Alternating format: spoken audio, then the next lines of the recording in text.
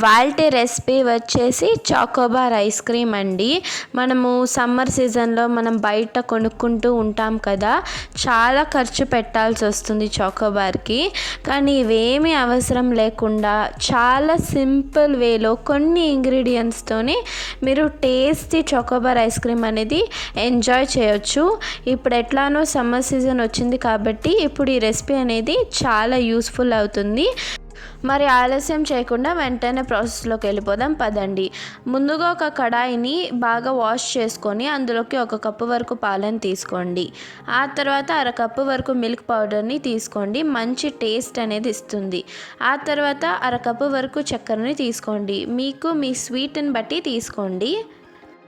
ఇవన్నీ వేసుకున్న తర్వాత ఉండలేమీ లేకుండా బాగా మిక్స్ చేసుకోండి. ఇప్పుడు స్టవ్ ఆన్ చేసుకుని ఒక 4-5 నిమిషాలు కుక్ చేసుకోండి.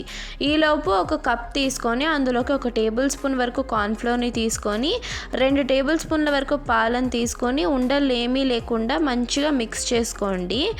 ఇప్పుడు ఇందాక మరుగుతున్న పాలల్లోకి దీన్ని వేసి బాగా మిక్స్ చేయాలండి. ఇప్పుడే కంటిన్యూస్గా మిక్స్ చేస్తూ ఉండాలి, లేకపోతే ఉండలు కట్టిపోతుంది.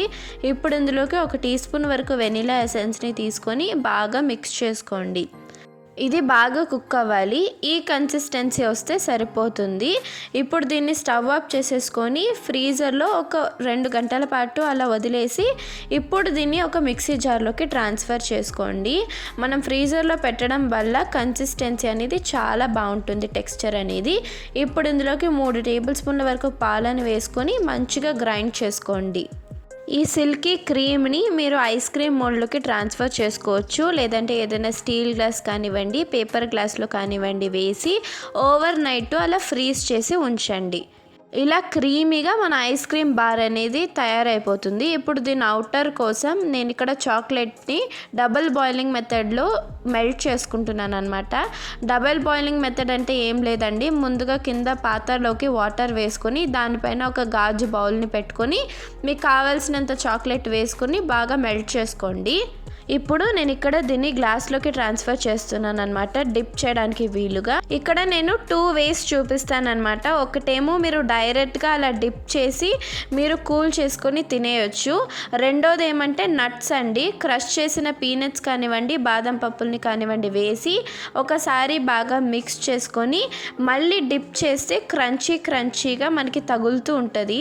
ఇంకొకటండి, మనము చాక్లెట్ని డిప్ చేసినప్పుడు ఫుల్ స్టిక్ వరకు మనము చాక్లెట్ని డిప్ చేయాలి, అప్పుడే లోపల ఉన్న క్రీమ్ అనేది బయటికి రాకుండా ఉంటుంది. ఆ తర్వాత ఇలా సర్వ్ చేసుకోవడమే మీ చాకోబార్ అనేది. మీరే చూసారా, కొన్ని ఇంగ్రీడియంట్స్తో ఎంతో టేస్టీగా మనం ఇంట్లోనే హెల్తీగా హైజీన్గా చాకోబార్ అనేది రెడీ చేసాము. మీరు కూడా ట్రై చేసి ఎలా ఉందో నాకు కామెంట్ సెక్షన్లో చెప్పండి. Thank you for watching. Please like, share and subscribe to my channel. Bye bye.